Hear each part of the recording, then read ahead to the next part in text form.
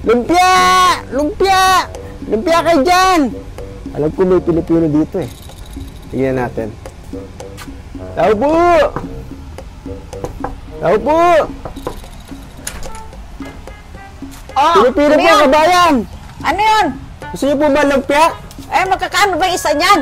Dollar po, $1. Eh, pag... Bilhin niyo na po, parang awan niyo na, eh, para pag tatlo, makabenta ako. magkano?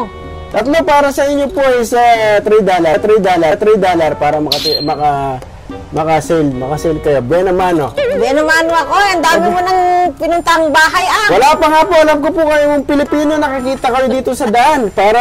O, sige, bigyan mo lang ako ng 3 piraso. Tatlo lang po! Tatlo lang po! Lima. Tatlo lang po! Piraso. Hindi, sa totoo lang, i-sale ko na sa inyo kasi... Oo, magkano lahat yan? Kilala pala kayo ng tatay ko, nakatandaan ko kayo. Kayo daw po yung tita. Alam mo pala dyan sa labas. Hindi, yung tatay ko, yung mga sabi sa akin, yung Pilipino nakatira dyan, dating nagtatrabaho sa bar.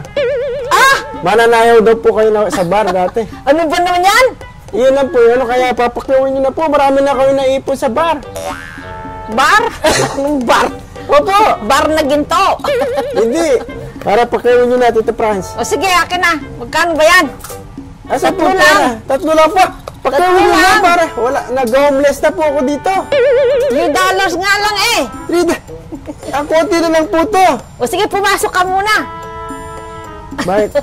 Makakain ka. Kakain Kasi ganyan kami dito pag may kakilala pinapakain mabait namin. po pala kayo. Sana po, kayo kagad po rin ni Lord.